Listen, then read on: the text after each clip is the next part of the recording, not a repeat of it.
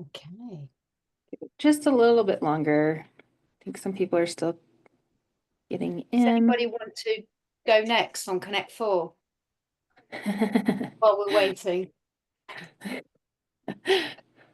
Do love a bit of four in a row. Sure, It's the only play game some I'm games over. exactly. It's one of the games I'm good at. And we never say that in the UK. We're very, very self-depreciating. So yeah.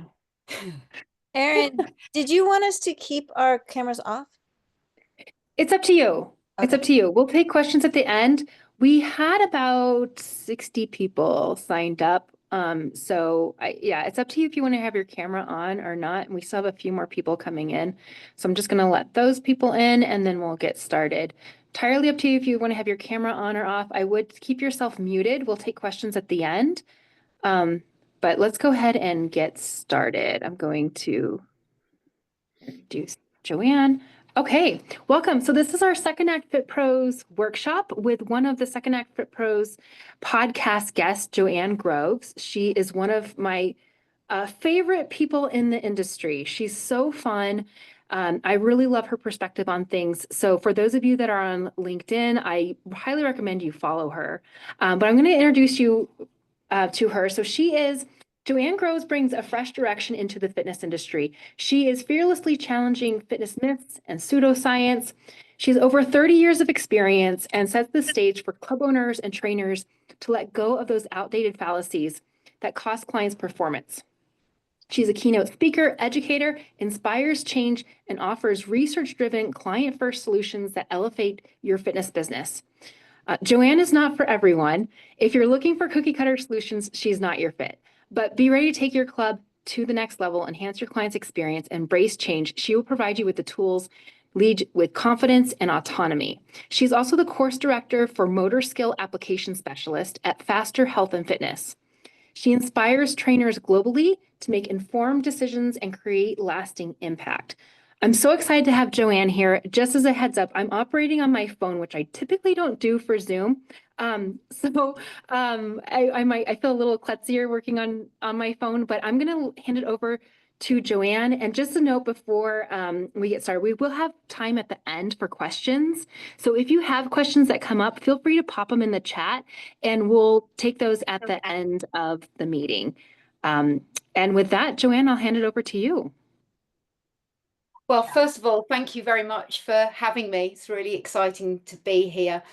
So we've got a lot on, haven't we? Reducing the risks of falling through game. Notice I said reducing the risks rather than preventing falling, because unfortunately, life happens and sometimes we take a little tumble. And as much as I would love to say, by the end of this, you'll be preventing falls, probably not the case. But we are here to have a little look at movement. And that's my first little duffer's not working, but we're just, oh, there we go. Let me just, that's it. It's not very far to go, just right at my screen there. First of all, I'm introducing you to the first game of today. And this lovely little girl is being encouraged by her mum to take her first steps. Now, the game, if successful, is reaching her mum. She's holding out her hands. That's the target. Keep taking one step after another. Now, it might seem easy for us walking. We do it naturally. We do it unconsciously without thinking. But right now, this little girl has been through trying to get up on her legs, falling on her bottom quite a lot, and that's not a problem. But all the time, her body is going through this massive learning curve. It's motor skill learning. It's learning to be able to coordinate both inter and intramuscular contractions. And what that really means is get the right sequencing at the right time with the right power output. So if I had this and I went and knocked it on my head, that would be the wrong power output at the wrong time. And to do this, fortunately, there's no one there saying to her, you've got to have your knees in line with toes, shoulders pulled back and down. Just make sure that you're pulling your scapula back. abdominals in at 30% and make sure you're activating your glutes. Because if they did, they would be taking her into conscious learning and she wouldn't be able to put this in to performance unconsciously, having that skill. So the first time she wobbled along to her mum, having a few little bumps and starts, each time that happens, her body adapted. So it adapted to that game. It was in response to this movement. And the beautiful thing was it did that all by itself. And today, my hope is that we can look at other games and see how we continue this learning curve all the way to exiting disgracefully. So we're going to be looking at motor learning skills. The first time she walked, this skill was something that she got better and better at. But as she gets better at this skill, we start to call this skillful. And once you become skillful, you now need to start to challenge it, throw it off a little bit. So that might be where her mum says, well, let's go and see if we can do this outside on the grass, changing the environment. See if we can do it a little bit quicker. And we can't just go through life being able to trip from one leg to the other, which is in fact a walk. We need to be able to do other skills. We need to be able to sit down, stand up. We need to be able to stop at pace and turn. All of these things, this little girl is going to continue to learn with the help of her mum, with the help of her environment. But one of the things I want to stress right away is that we are not just a bag of biomechanics. We're biomechanics. We've got a brain. So that brain changes a lot of things. This little girl would be walking very, very differently if it was somebody else there, or there was something that she didn't like the look of, or distracted her and her attention flew down to the ball on the floor or the puppy. So our movement is a behavior that we show according to our brain, our body, the environment, and the task. And those things can't be separated. And what's this got to do with falling? Well, we need to understand first of all about motor learning and why it's so important. As a kid, you fall and it's not a problem. Even in your 20s, you fall and it's not a problem, which is quite lucky because my son is currently on his gap year and he's in South America somewhere. First day, he rolled over on a mountain and rolled his ankle. The next day, he calls me and says, Mum, don't panic, which is always a bit of a panic moment, but I've slipped in the bathroom, dislocated my knee. But it's okay because I put my patella back in. It's all good. So I had to make sure that I had a word with myself and just said, oh, great, you'll be fine then. So why do falls happen and how can we prevent them? Over 30% of individuals over 60 fell last year. That's a lot. And what's the problem with that? Well, when we're younger, you might take out a kneecap, but when you're older, the real issue is you might get a hip fracture. And that is the one we don't want. 50% of people that get a hip fracture never regain their independence, and many die within 12 months. But I believe that we can reduce those risks. 40% of falls were caused by a lack of balance-related issues. And when I read this, I was immediately on the phone to my mum saying, Mum, have you had any balance issues? And she said, well, funny you should say that. I have. And I was like, okay, so are you on any medication that will make you feel wobbly? It turned out she couldn't see through one of her eyes. She's now had a cataract done and her balance is so much better. So although if you're a personal trainer like me, that's not going to be the thing that you'll be doing with all of your clients. But if you've got loved ones, just go through a few checklists. Are they on any medication? What's the lighting like in their house? Like my son, check that there's a mat on the floor and the floors and surfaces aren't slippy. Those are simple things that we can do to help reduce falls from balance related issues. 14 million deaths last year. That's 1 in 4. So that's a bit depressing, but I do believe that we can do something about that. So let's move on. So first of all, second game. All right, in this game, what I want you to do for me is I want you to stand up if you can. If you're driving, don't play this game. What I would like you to do is just to take your right arm up and over your right shoulder as far as you can go. And the reason I'm doing that is because as personal trainers, those in the fitness industry, one of the games, one of the skills that we have is that ability to see bones moving in space. And that's super important because it's the only real way of knowing which muscles are going to be worked most. But it's not all about biomechanics. Now, if you took that arm up and down, you probably went into your left foot into more dorsiflexion, eversion, and abduction, and you probably shifted your center of gravity over to that right leg. And as the arm went up, you went into flexion, abduction, and external rotation. Why is that important? Because I need to know what's happening. And when we set games later, I want to make sure that those games are specific, that they've got a purpose, that they help my client with a skill. So this could be the start of a throw. But if you start to throw and as you turn over and you reach up, you see, I apologize about this right now, but you see my friend Henry. Henry is a spider. If you see that spider and you're anything like me, rather than going into that right hip, you've shifted your center of gravity and everything is willing your body in the opposite direction. Why? Because you're not a bag of biomechanics, you have a brain. So the next time someone says that you're a chain reaction, I don't think so. Not if my furry 8-legged friend is over there. You can let your hand go now. Henry wanted to say sorry. He's very nice, really, and we'll move on. I wondered, did anybody, when I said spider, I don't want to create any triggers here, but did anybody feel their pulse race?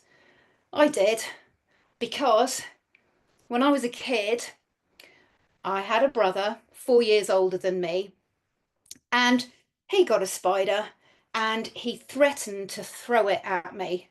And I can tell you that I was absolutely petrified, so petrified that I ran off to the bathroom and locked the door and sat in there for what felt like weeks. And even now, I still kind of, I've tried to get a little bit better. I've tried to re-expose myself to spiders.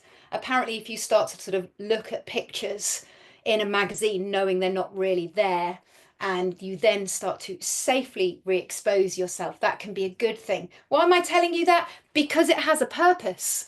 Because when we start to move, we get triggered. We get triggered. And we need to know that we can be part of the problem or we can be part of the solution.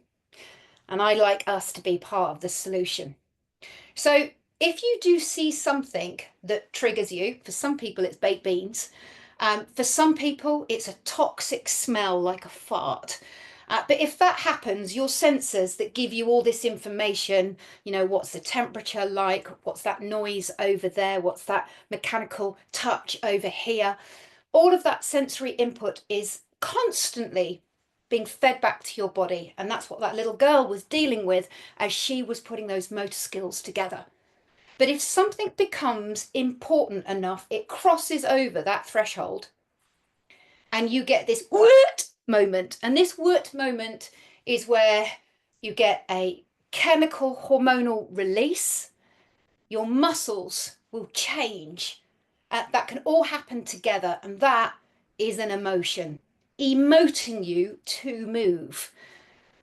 But before you move, you've got about 6 seconds for your brain cognition to come into place.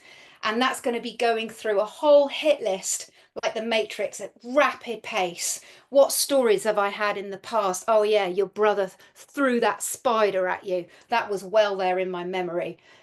Whatever you've been through in the past, what your parents have told you, what a doctor's told you, all of that is going to be reviewed in your brain at rapid pace. In about 6 seconds, you are going to take an action that's going to reinforce whether reaching up over here was to get to a nice little puppy and stroke the puppy. I don't know what they're doing up there on the ceiling, but anyway, stroking the puppy up there. Or was it a threat, a danger, and everything's bringing you back out of that? And this is my way of helping to explain what an experience is. And on my course, Motor Skill Application Specialist at Faster Health and Fitness, this is one of the analogies that we use. So you've got the trigger, that trigger, cross that threshold. You had this wort moment, you had that muscle contraction, that hormone release.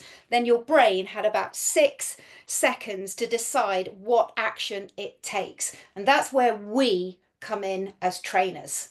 Because if we help a client take an action that reinforces either opportunity stroke the puppy, or we help them take an action that reinforces something was a threat, freeze, flight, or flight, the feeling you get is going to come from the action that you take. And the more times you repeat this feeling, the more this will create the whole experience. And that's what we're all here for, is to create experiences. Because let's face it, most people don't want to move. They don't want to move enough. And all we really do as trainers is list exercises. We put exercises in a collection and hope that people do them often enough to get an adaptation that they want. So on this point, I'd just like to stress that anxiety over Henry the Spider is a feeling. And if the action I take is constantly to run or to lock myself in the bathroom, I'm reinforcing that that is a negative feeling. If, however, I get a friend and I go, can you come with me? There's a spider in the bathroom. And we go in together and I'm actually facing it, or my friend gets rid of it and I trust them, the action that I take is more positive. So I'm taking away that negative feeling. And those feelings, they group together like a litter or a herd, and this becomes an experience. So you get to change a client's experience of pain, of anxiety, of fatigue, and how they feel performance. And that's pretty special. On the note of pain, any form of unexplained pain is none of our business. Please never ever take any guesses with any form of unexplained pain. Make sure you refer out to a medical doctor. The last thing we want to do is miss any form of disease. But from that point, we've got all these superpowers, and one of the massive superpowers is gameplay, because it's a way of helping our clients learn new motor skills, perfect motor skills, perform them, and get really skillful at moving in different ways. So why do people fall? They could be unlucky, like my son in the bathroom slipped on the wet floor. A previous fall. This one's an interesting one. If you've had a previous fall, and we go back to that story of experience, if we become really conscious and mindful of our movement, that would make sense. We don't want to fall again. We've fallen. So we're really thinking about each and every step. But actually, when we look at the research, it's the reverse that happens. The more you consciously think about your movement, the more you're likely to make errors and inaccurately predict the height of steps, increasing those risks of falling and not being skillful enough. So how can we reduce the risks of being unlucky? If you work in a gym facility, make sure you put your weights away.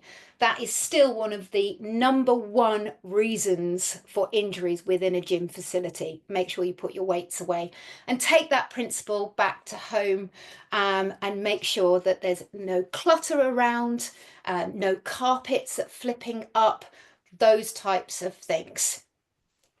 Make sure again that your clients, your friends, your loved ones can see, as I learned the hard way. A previous fall. So unfortunately, one of my clients, and I'm sharing a video today, she had done some wonderful games with me. She'd become really skillful. And then last Christmas, she left her house and she said she just doesn't even really know what happened. But it was wet and there was a leaf on the floor and she slipped and she went over so fast. And she's 72 and she broke her patella. I wasn't trying to purposely select injuries that were all patellas, but anyway, and she had to have a sort of figure-of-8 wiring put in that patella. But the experience for her was particularly horrible. She was left on the pavement for an hour and a half waiting for an ambulance. And she was more concerned that somebody might reverse into the road where she was sat on the pavement. So that was a long time for her to get over that. And she was really nervous about moving, a few complications with the operation. And again, she kept saying to me, but you know, I'm focusing really hard on everything I do. And I was trying to say, oh, you know, don't worry about it. Just try and take steps that you feel comfortable with. So creating an opportunity to do errorless learning. And one of the things I did was say to her partner, go for a walk with her and make sure you talk to her. And notice if every time that she's talking as she's walking, if she stops, because that's a sign that we might be more likely to fall. And by using dual tasking, we can help that body start to go back into that unconscious learning. So there's little simple things that we can do. A great thing is to start someone stepping over some tape that might be on the floor, so they know that it's not lipped, they're not going to tread on it, but it starts to get them to pick up their feet or follow the line of tape. Then what you can do is you can start to switch that tape for a string, a rope, and then gradually start to add a hurdle. And each time they unconsciously start to pick their feet up more, learning from the task without any form of intrinsic overcoaching of squeeze your glutes or make sure your head is on the horizon, just allowing them to self-organize. Get skillful. I can't overemphasize this enough. When we're looking at any form of injury and how we reduce risks of injury, unlucky is always a hard one.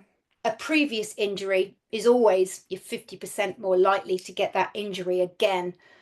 But we're also more likely to get any form of injury if we haven't got the skill to be able to perform the movement at the pace, in the environment, or with the load that we're using.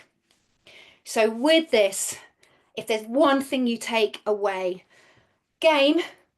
use games, and really all that means is help people become more skillful in things that they need in everyday life. So one of the things that we use at Faster is a skill to performance continuum. And I mentioned that as the little child was becoming more skillful at moving, they started off learning that skill.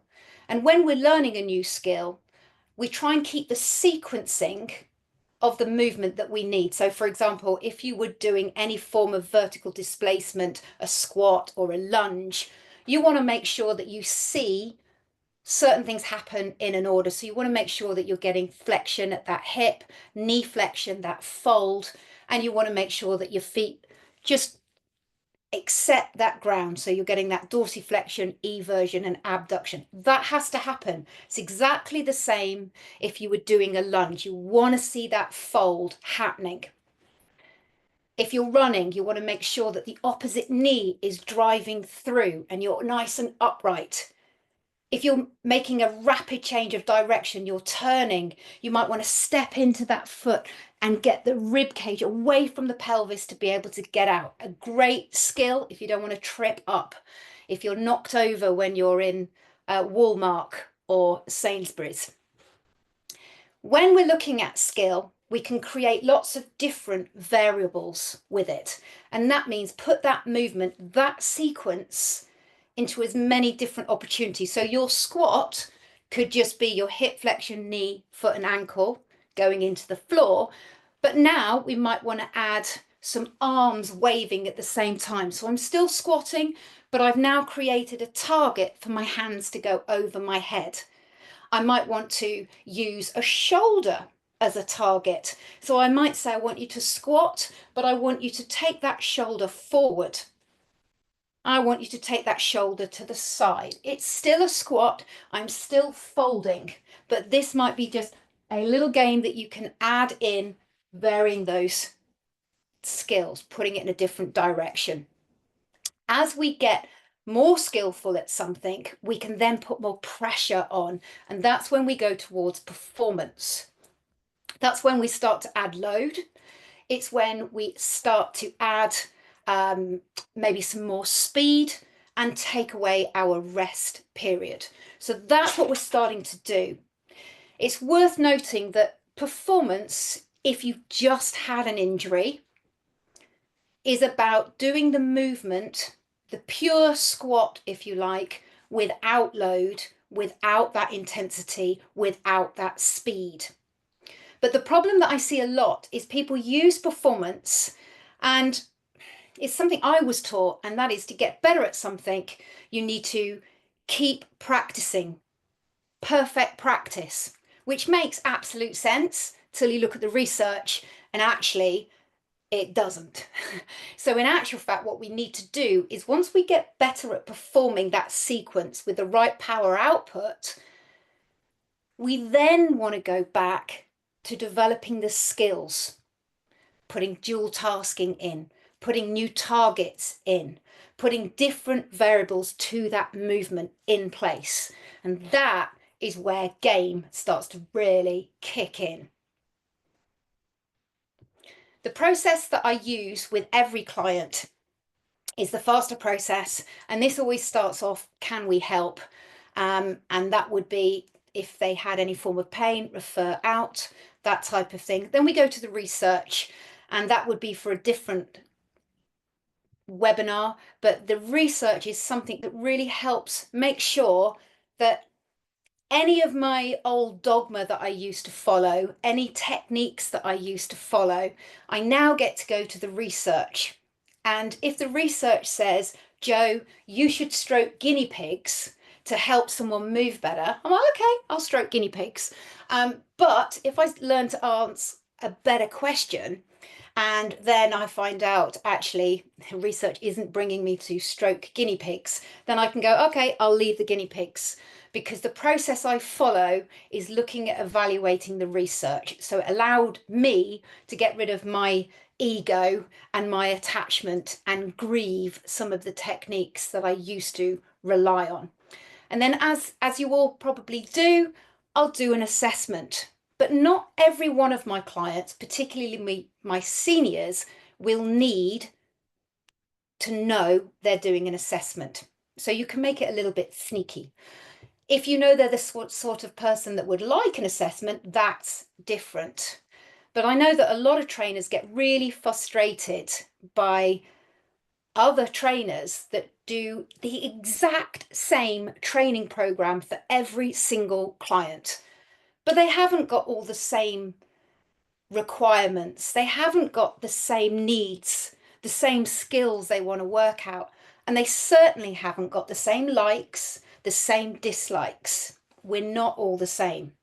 And for me, that's exactly the same when it comes to an assessment. I don't want to make it cookie cutter, generic. I want to make it specific to that client. And from there, I can start to think about the program or the game that I'm going to build. But I want this game to have purpose.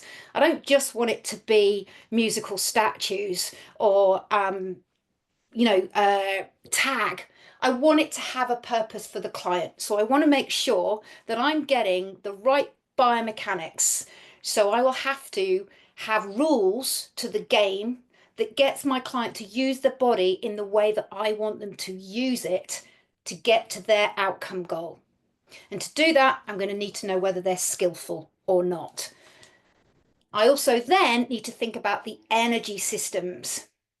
So how they like to feel in that moment, how they like to feel the next day, because I'm interested in matching the experience to what really rocks their boat. So from here, let's get rocking that boat, I think. What is the compelling reason to get our clients moving? Well, each one's different. So Damaris, who was the lady that fell over as she came out of her house, she wants to get strong enough to lift her new grandson, Hector, around, which is awesome because when she went through rehab, they obviously got her to do deadlifts and they got her to move in that sagittal plane, which is awesome. But now she's ready for life.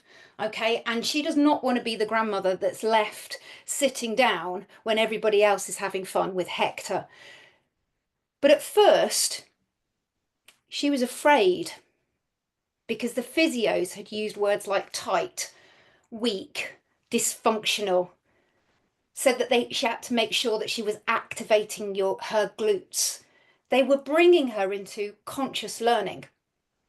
And so the big thing that held her back was she was starting to do deadlifts, thinking about how good her technique looked for these deadlifts. So I was like, right, okay, we need a game.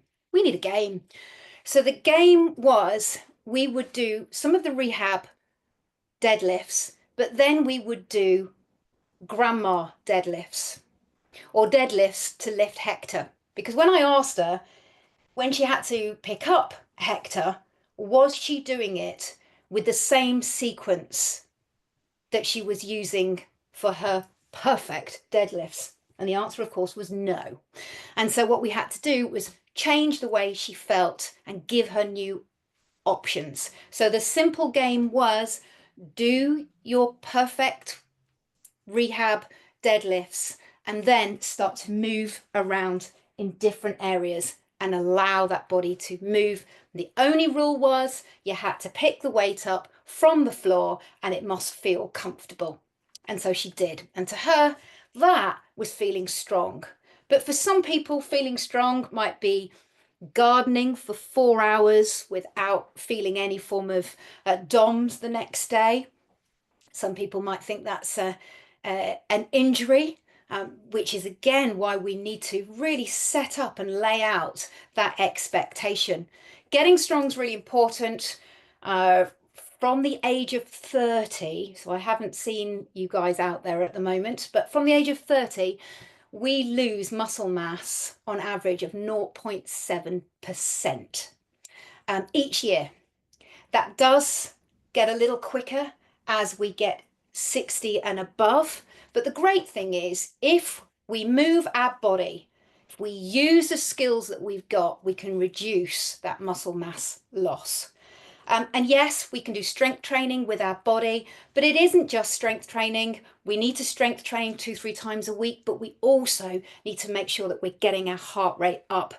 So it's not a false dichotomy of strength training or cardiovascular. Both are really important. This is Karen.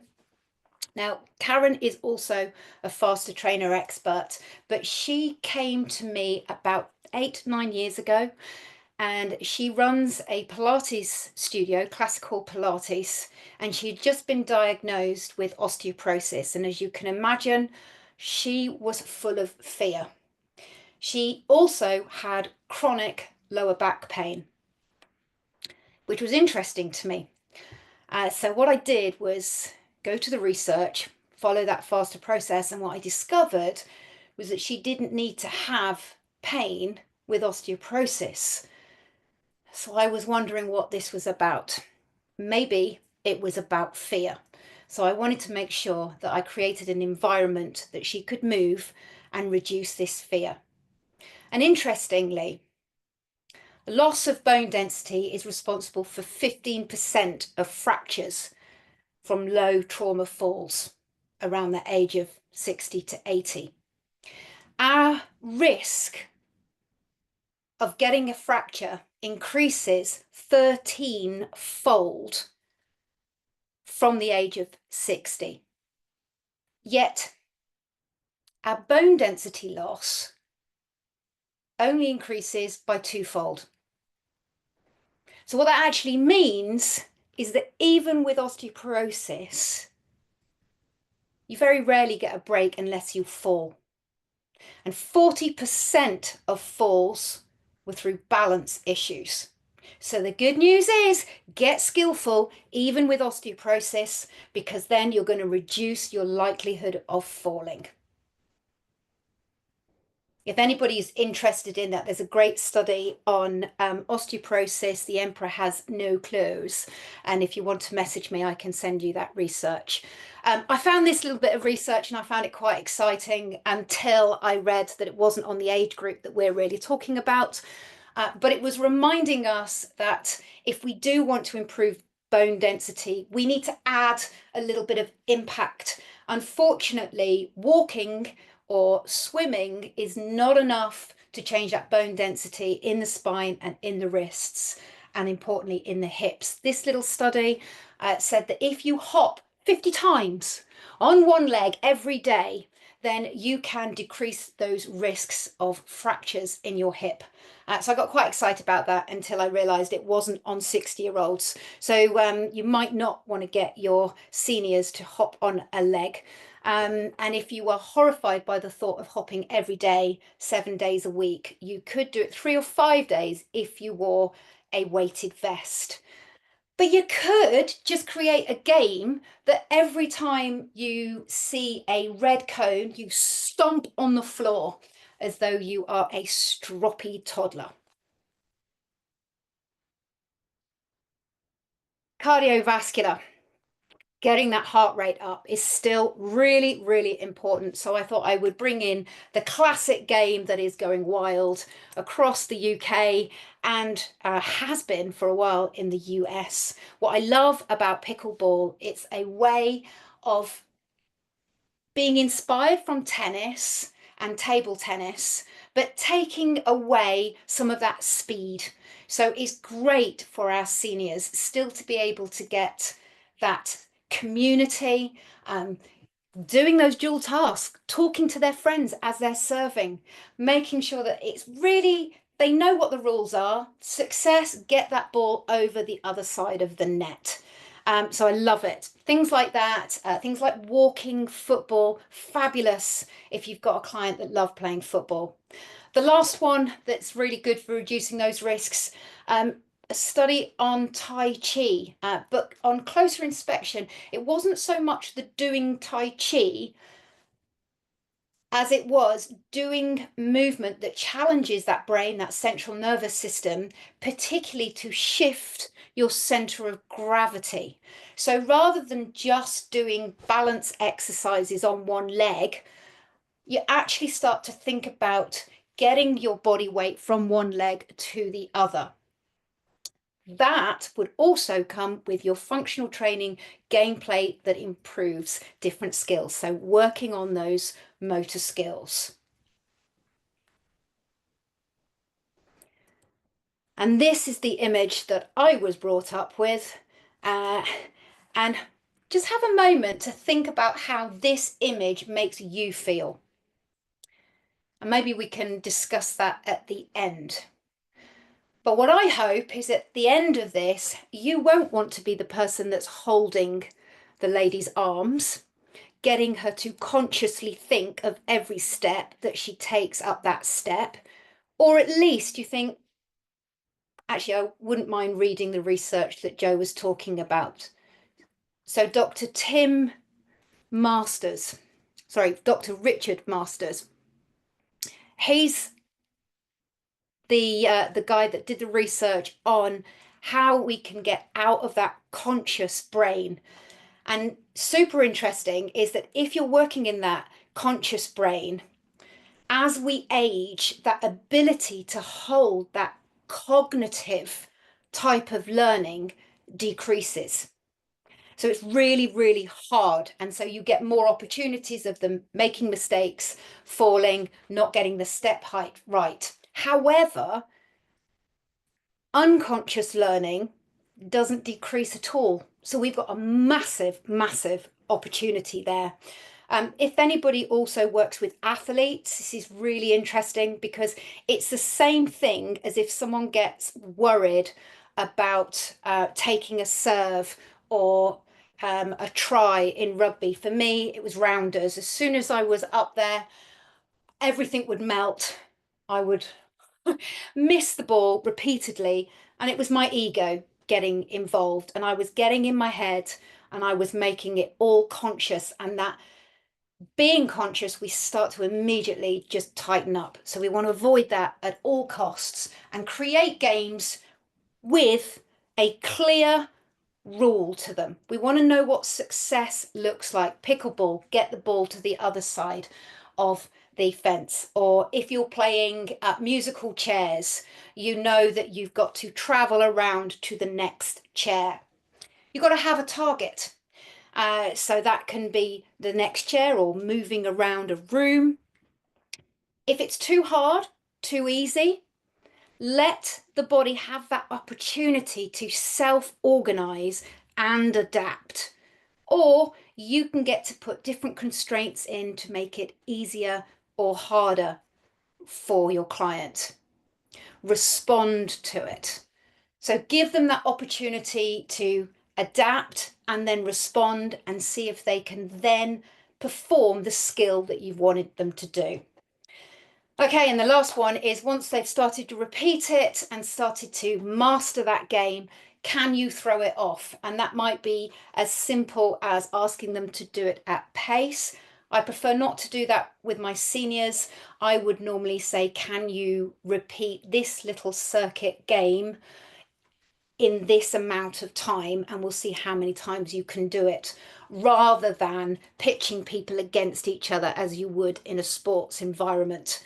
Throwing it off, it could be that they now have to have a ball thrown at them, or they have to sing a song to you at the same time. Have a conversation. This is Raf, and he is not a senior, but he has MS and polio. His vaccine didn't work. So the simple assessment there is I wanted to see him walk so he could show me how he felt. At the bottom there, I'm using the numbers that are in the mat and getting him to use his hands across the fence. He was worried about the fact he has a 2-year-old that has Lego, and we all know that if you've got a 2-year-old with Lego, Lego gets everywhere. So he needed to be able to learn how to fall, and I don't have a crash mat. If you have got a crash mat, they're super useful. But what you can do with a client is get them to start nearer the floor and start to use their shoulder to roll. If anybody has done any form of martial arts, you will have done this. If you've played cricket, you will have done this. Oh, where did that go? Oh, I seem to be missing a video. Hopefully that comes back, or I'll have to dig it out, because I've got Raf rolling all over the floor in my garden, picking up different cones, showing me how he can roll from different shoulder from his knees. And then I had my husband rolling down a hill because he does this cricket. Now this is Angela, and the simple game here is she wanted to improve her skill of locomotion running. So I'll just pop that back on again, and you can see that she's got her hands in different positions. So she's just holding a little hoop in the air, and now we're starting to throw off that movement by moving it to the side. But each of these actually have a specific purpose. So if you've ever seen anybody who's running and they seem to be quite low down, The old me would have been, oh, I need to correct their run. Whereas now I'd be like, wow, great job. You're doing really well. You're running. And that would automatically let them go, oh, thank you, and start to lift up a little bit higher. But what I was doing here was using that little hoop to give her a target to keep those hands above her head. So we had the hands up, so she had shoulder flexion, extending that spine, becoming more efficient without me having to use any form of intrinsic coaching cues. So she was getting better at her moving. All of those could be redone and used for a walking drill. This one is for landing, because this is something that becomes a lot harder, is that ability to decelerate and change our direction. So I'm just getting Angela to jump onto different numbers that I'm calling. So it's becoming more of a reactive game. I started off with both feet, and then we started to adapt that drill and ask her to jump onto one leg. And then first of all, if we jump on the right leg, we'll turn out of the left side. Harder if you've got someone who's more advanced, jump in onto the right leg and run out of the left side. So if you do want to make it a little bit more challenging. But all of the games need to have a target. And that might be, as I said, you've got to run straight forward and back, or you've got to follow the tape on the floor, or you've got to do this movement leading with your ear. That can be quite a fun game. So you might have different cones on the floor, and you say that you have to get out of each cone with your ear. And what you're really doing is getting somebody to practice the skill of stepping forward, decelerating and getting out again. So you know that as that foot hits the floor, you're getting that dorsiflexion, eversion and abduction. And what you could even do is say step forward with your right leg, but bring the left shoulder round. And the moment you do that, you know that you're going to be helping them get all the muscles around the hip excited. Very useful for getting in and out of the chair. So obstacles, that can be anything from a hurdle on the floor, a tape to step over, a ball being thrown at someone, or a weighted bag, a balloon. Or it could be, if you've got two people playing together, one person could be the moving obstacle. Quantitative, so you have to do a certain amount of things, or you have to collect items, weights or balls, and bring it back to the bucket. Reactive, every time I shout, that ball was out, you have to go, you can't be serious, whatever it is. So a reaction drill, or maybe we go back to our stomp to get that impact in. That means I have to do punishments I've got now. I think I'm definitely got to move the ha, lovely. Break back in. The bag's coming at you. Get another 5. Remember the hoppity hop? Good, well done. Nice.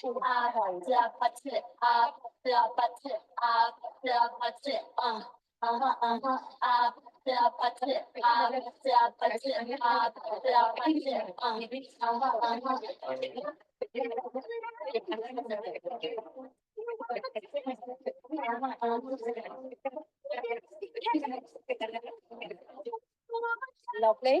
Back in. Out of 4. Run straight through.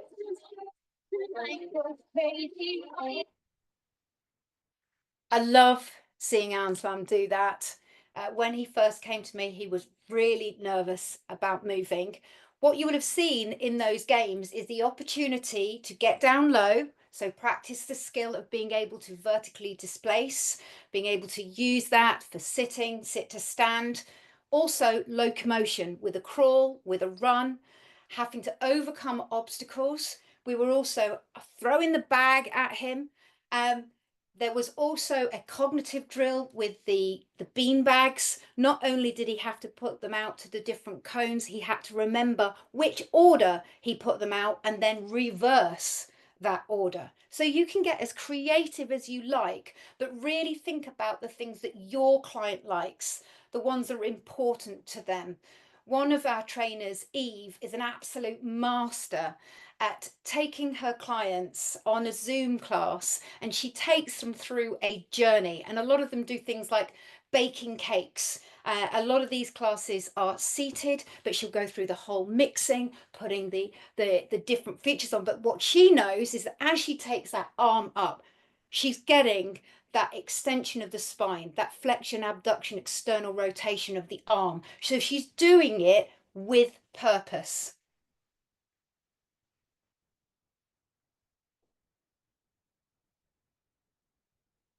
This is Steph, and she's one of our trainers in the US in Pasadena, and her lovely clients.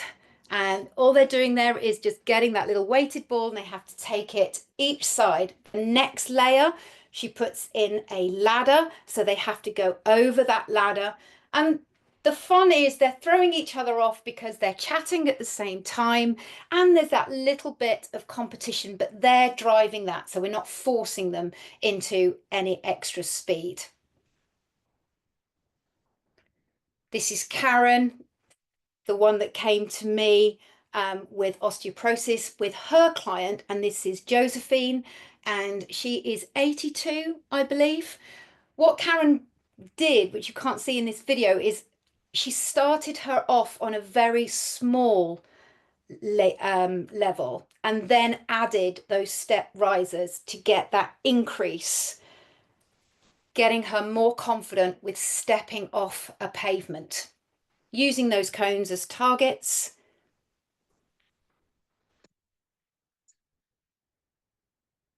This is Peter Swallow, and he's done the motor skill course.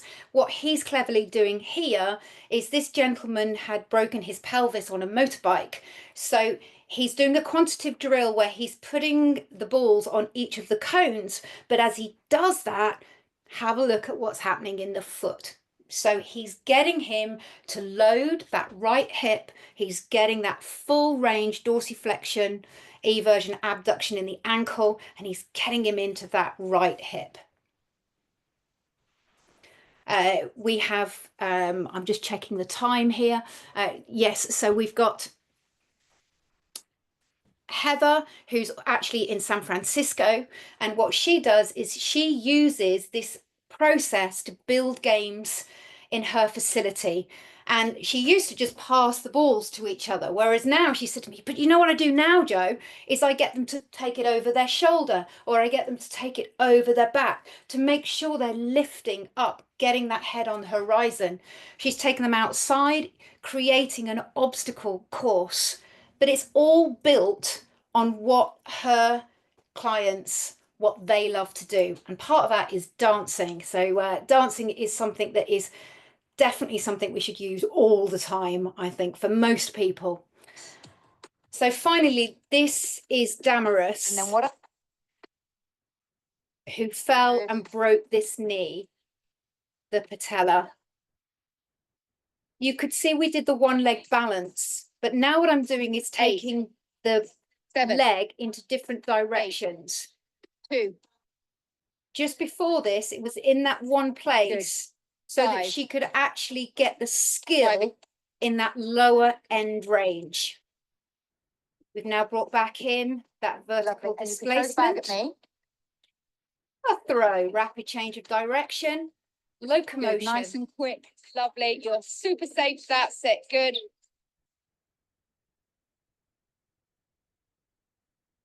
Good. I know it's purple, orange, yellow, green, orange, red, purple, green, blue. Actually walk to me to give me that high five.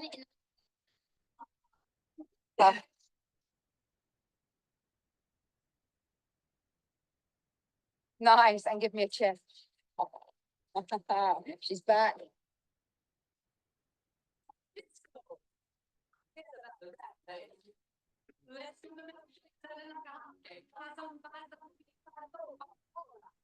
Joanne, we have about 5 minutes and a couple questions that came in. We are done. So thank you so much. That one was at the roles at the end. My hope is that you've got some games that might be a little bit different to you can go to Google, you can go to ChatGPT and look at all the games we play as kids and work out ways in which you can change them. But what I want and what I hope that from today, you can see that you can use these games specifically to help your clients get into different areas. So let's see what questions we've got. I'm very excited. Yeah, so the first question is, could you share the name of the mat and where we can get some of the products that you use with clients? With the mat, I'm afraid, that is a faster product. You can reach out to me, but it depends where you are and whether you've done a faster training or not. If you do want to grab hold of me, though, I can let you know about all the other things, and you can draw things on the floor as well. I go to places like Amazon and get these kinds of things, and they're super cheap. I've always thinking about what can I add. Got my little thing here to get my skills going. Little cones. So again, Amazon, they're not expensive. Have a look at football agility, bean bags, cones, all these sorts of things. Nice and fun little colors as well, and sticky tape. And the other thing which is really useful is your clips for hanging your washing out on, because it's really good for the dexterous skills, and that can be as simple as replacing each little peg. And okay, great. And Joanne, do you want to share your email in the chat? I can also send it in that email that's going to go out to all the registrants, however you feel comfortable doing that. Yeah, absolutely. So it's joe@joannegroves.com or joanne@fasterfunction.com. And I'm on LinkedIn and I'm on Instagram and TikTok. Perfect. Thank you. Okay, I don't see any more questions that came in, and we have 2 minutes left. So I'm going to take these next 2 minutes to just let everyone know on this call that you will get a link to recording of this event. And I will also share Joanne's email in that link and ways that you can follow her. So you can follow up after this call. And then also I'm on my phone again, so I'm not really confident in sharing my screen or documents, but I'm just going to let you know verbally what we have planned for a next workshop. So the next workshop is not going to be conducted by Second Act Fit Pros. It's going to be done. This has been something that I've been working on with a company in New York called the Movement Creative. And along the same lines of building movement skills and gamifying movement, we're working with the Movement Creative, and they're going to offer a Finding Balance and Fall Resilience workshop. It's going to be online on May 17th from 1 to 3 if you're on Eastern time. I'm going to send the link in the chat. And again, you'll get this in the email as well. So this is parkour-based training on how we can use the sport of parkour and take it to mature adults. I'm super excited to have this program resurrected to bring parkour to a more mature adult population. So that's the next workshop in May. It's being done by the Movement Creative. So feel free to check that out. It is $30 to do the 2-hour workshop. And then also Second Act Fit Pros, it is a podcast and it is a LinkedIn group. So feel free to check out secondactfitpros.com.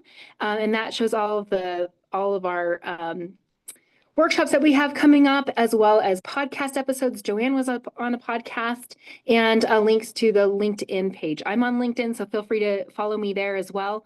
But I just want to look at time, and I think we're right at the top of the hour. So thank you, Joanne, so much for joining us, and thank you for all you that are on this call. I appreciate it and love to connect with you afterwards on LinkedIn or look for the email. Thank you. Can I just say very quickly, if anybody Yeah. did enjoy this, they can message me and they can also get a discount from any of the courses or webinars that we do. It's $100. Perfect. And feel free to share those links with me and I'll send it in the email. Thank you. All right. Thank you very much. Thanks, everyone. Have a great rest of your day.